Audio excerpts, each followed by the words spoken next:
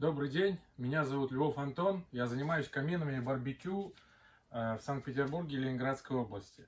В данном видео мы находимся на объекте с всеми деревянными стенами и потолком, и очень много дерева.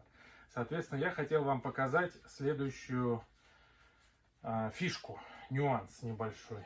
Значит, кассета у нас Astaf 700, он мне очень нравится.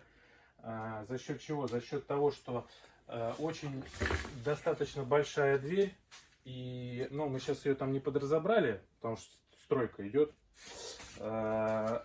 Очень плавное и комфортное закрытие двери.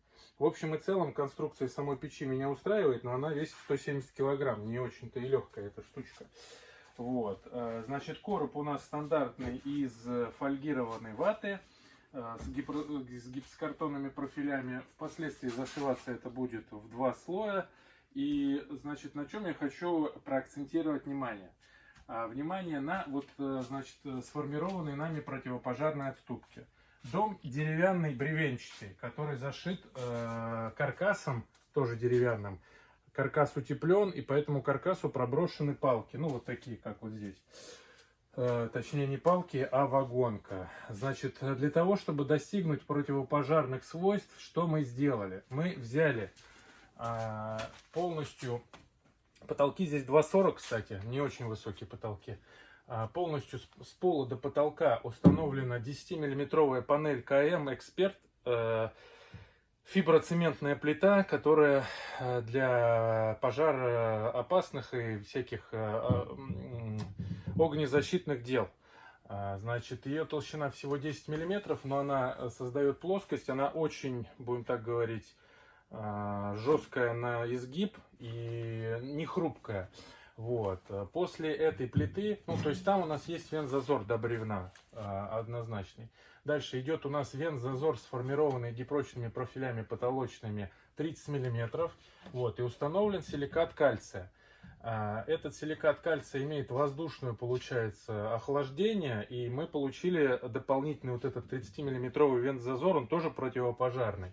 И уже по силикату кальция уложена вата роквуловская 30 мм фольгированная. Впоследствии весь объем будет из этой ваты. Соответственно, вот такая вот бронебойная противопожарная отступка гарантирует, что с этим домом будет все в порядке. На что я также хотел обратить внимание в плане противопожарного момента. Значит, сформирован колодец из этих листов силиката кальция. И, кстати, обратите внимание, вот этот вот деревянный потолок мы тоже зашили силикатом, чтобы здесь не было вообще никакого дерева, хотя это холодная камера, и отсечка у нас горячей камеры будет вот по вот эту вот линию. Высота потолка 2,40, соответственно, вот эта вот холодная зона наша будет буквально там 40 сантиметров, но она все-таки будет. И учитывая то, что в этой холодной зоне, кроме сэндвича, ничего не греет, то есть там температура будет не выше 40 градусов, вот. Сама деревянное отверстие в перекрытии позволило нам установить силикат кальция и еще оставить вентиляционный зазор. То есть вот эта вот шахточка, она идет полностью до 2-го этажа и гарантирует, и мы ее зашивать не будем, это будет чисто вент-зазор, который вот эту холодную камеру соединяет с коробом наверху, и это все будет вентилироваться там с крышей немножко. Вот. И впоследствии здесь еще будет у нас сформирован, завтра сделаем дополнительная зашивка, чтобы здесь висел здоровенный телевизор.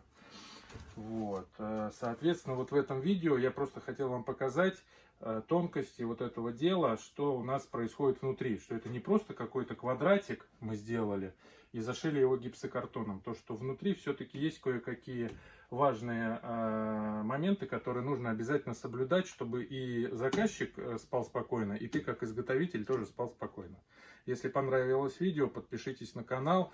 Конечно, они очень редко залетают, но я стараюсь снимать по мере возможности.